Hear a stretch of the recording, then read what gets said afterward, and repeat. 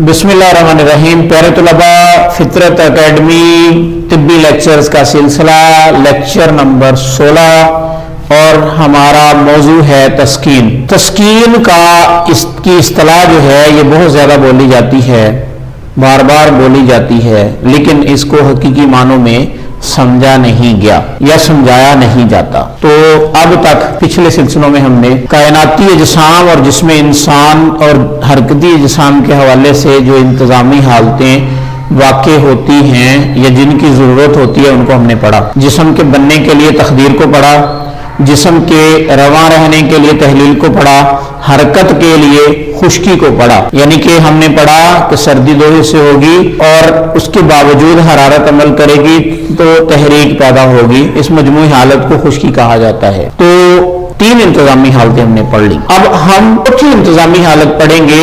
ये भी जिंदा हरकती जिस्म के साथ मखसूस है, लेकिन ये हर जिस्म के साथ भी मखसूस है, लेकिन इसको आम तौर पे हमारा चूंकि मौजू जिसमें इंसान है या दीगर जानदार हैं तो वो हरकत करते हैं, तो उनकी हरकत के लिए हमें इसको समझना जरूरी है। सुकूनत जो है या सुकून जो है ये हरकत की जिद है। यानी कि अगर आपने तहरीक को या हरकत को समझना है तो उसकी जिद के मुकाबले में किसी वजूद का होना जरूरी है। अगर हरकत की ही रहेगी, हरकत ही रहेगी और ये बंद नहीं होगी या सुकून नहीं आएगा तो आप हरकत को नहीं समझ सकते, आप हरकत की तारीफ ही नहीं कर सकते। ठीक है जी। अगर आपने हरकत को समझना है तो सुकून को समझना लाजम है, और अगर आपने सुकून को समझना है तो हरकत को समझना लाजम है। अब हरकत में क्या होता है कि हरकत की इब्तिदा सर्दी से होती है, सुकेड़ आता है, उस सुकेड़ के बाद रद्द अमल आता है, उस रद्द अमल की सूरत में फैलाव आता है, और उस फैलाव की सूरत में जो नतीजा ज़ाहिर होता है वो हरकत होता है। वो हरकत करते हुए जिस्म ने सुकून में आना है, तब आपको सुकून की पहचान होगी, तस्कीन की पहचान होगी।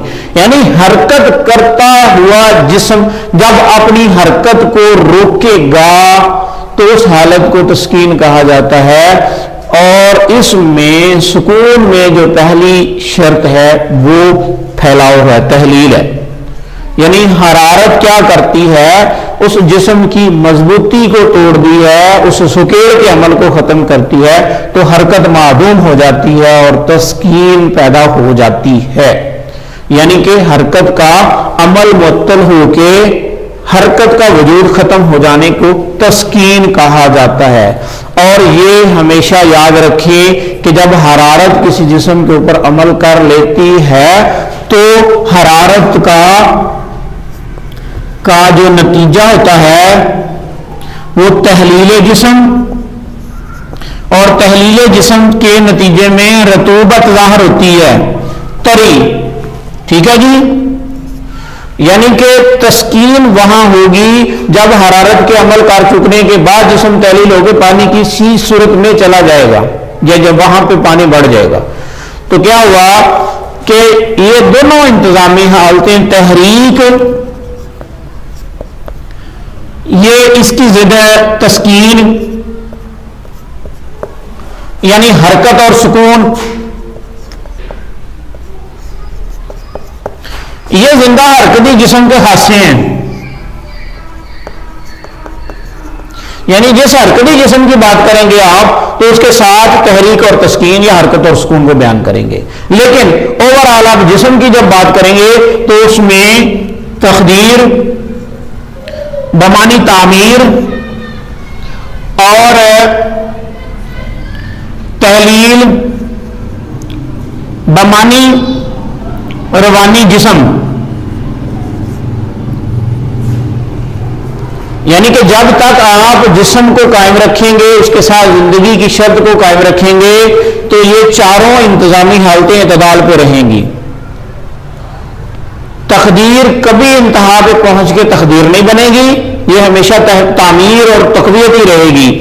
और तहलील रवानी जिस्म ही रहेगी, ये इंतहाए जिस्म या फनाए जिस्म नहीं बनेगी। इसी तरह हरकत जो है, तहरीक जो है, अब तहरीक क्या है, तहरीक भी जब अपनी इंतहा को पहुंचती है تو حرکت سے، سائنس کا اصول ہے حرکت سے حرارت پیدا ہوتی ہے، حرکت سے گرمی پیدا ہوتی ہے، اور گرمی کا خاصہ ہے کہ یہ جسموں کو فنا کر دیتی ہے۔ تو تحریک کا نتیجہ ہمیشہ تحلیل ہوتا ہے، اور تحلیل کی صورت میں جسم بھی ختم ہو جایا کرتے ہیں، یا حرکت تو ختم ہو ہی جاتی ہے نا۔ اب دیکھیں کہ آپ نے دوڑنا شروع کیا، اب آپ حرکت کر رہے ہیں، حرکت کرتے کرتے آپ کے دو کام ہو رہے ہیں۔ ایک کیا ہو رہا ہے کہ حرکت سے حرارت آپ کے جسم کے اندر بڑھ رہی ہے، اور اس حرارت کی وجہ سے آپ کے جسم کی قوت کم ہو رہی ہے۔ کم ہوتے ہوتے ایک وقت آئے گا کہ آپ بالکل بے بس ہو کے رک جائیں گے، آپ کے عضلات حرکت کرنا بند کر دیں گے، ٹھیک ہے جی۔ تو حرکت کی انتہا بھی موت ہے، تحریک کی انتہا بھی موت ہے، یعنی کہ وہ جو ایک مقولہ تھا جی سردی موت ہے، تو سردی کی انتہا جسم کا جکڑ جانا ہے، یہ بھی موت ہے۔ تحلیل کی انتہا جسم کا بالکل میلٹ ہو کے ختم ہو جانا ہے، یہ بھی موت ہے۔ تحریک کی انتہا کا نتیجہ بھی تحلیل جسم کی صورت میں ظاہر ہوتا ہے، یہ بھی موت ہے۔ اور پھر آگے آ جاتے ہیں کہ ہم نے تسکین کی بات کی، تو تسکین جو ہے اگر تسکین بھی انتہا کو پہنچ جائے تو تب بھی سردی بڑھ جاتی ہے، اور سردی بڑھ جانے سے پھر جکڑن آ جاتی ہے، تو تسکین بھی موت ہے۔ یعنی کہ تسکین میں ایک جسم پانی کے اندر ڈوب کے مر جاتا ہے، تحریک میں ایک جسم بکھر کے مر جاتا ہے، تحلیل میں بھی ایک جسم بکھر کے مر جاتا ہے، زبردستی اس کے اجزاء تحلیل ہو جاتے ہیں، اور تقدیر میں ایک جسم جکڑن کی حالت میں آ کے مر جاتا ہے۔ تو یہ آپ کی انتظامی حالتیں پوری ہوئیں، ان کو بار بار سنیں، سمجھیں، غور کریں۔ اگر کسی قسم کا کوئی سوال ہو آپ میرے ان باکس میں کر لیں، واٹس ایپ استعمال کر لیں، یہ واٹس ایپ کا نمبر ہے 0379141476۔ تو یہ چیزیں ہم انشاءاللہ یہ چاروں انتظامی حالتیں ایک ایک سیل کے حساب سے پڑھیں گے، بلکہ سیل سے بھی پیچھے جا کے ہم جب ڈی این اے لیول پہ جاتے ہیں، اور ڈی این اے لیول میں ہم نیوکلیوٹائڈز پہ جب بات کرتے ہیں، نیوکلیوٹائڈ جیسا کہ ایڈینین، گوانین، سائٹوسین، تھائمین، اے جی ٹی سی جنہیں کہتے ہیں، یہ تو بلکہ اس سے بھی پیچھے جب ہم چلے جاتے ہیں تو ان کی کمپوزیشن میں جو گیسز حصہ لیتی ہیں، carbon, hydrogen, nitrogen, oxygen, phosphorus, یہ وہاں سے یہ سارے معاملات شروع ہوتے ہیں، ٹھیک ہے جی۔ تو انشاءاللہ وقت گزرنے کے ساتھ ساتھ ہم انشاءاللہ ان کو بڑی ڈیٹیل کے ساتھ، ایک ایڈوانسڈ نالج کے ساتھ انشاءاللہ اس کو ڈسکس کرتے رہیں گے۔